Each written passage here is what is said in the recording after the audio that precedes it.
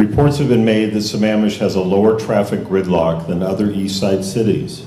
Do you feel our traffic problems have more to do with our schools and less to do with commute traffic?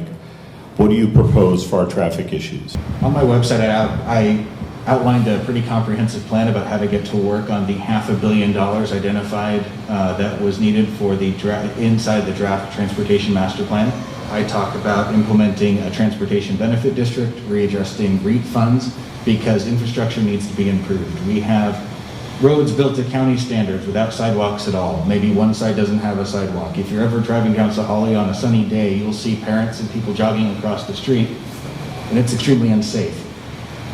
Parents don't feel like their kids can walk to school, and by updating our sidewalks to city standards, or roads to city standards, we can reduce some of the school impact.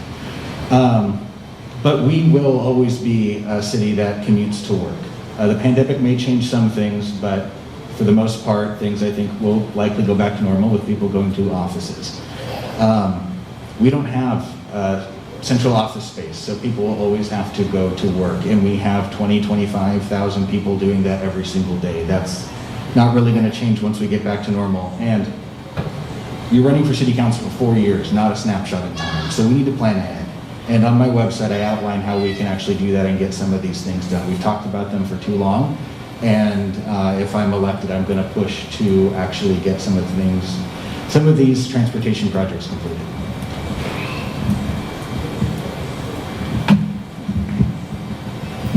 I've lived in Sammamish for 26 years. We have been talking about traffic for 26 years. Oh, 22 actually, it's been incorporated.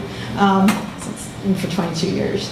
We cannot build our way out of this problem unless they build some magical road that takes us straight off the middle of the plateau.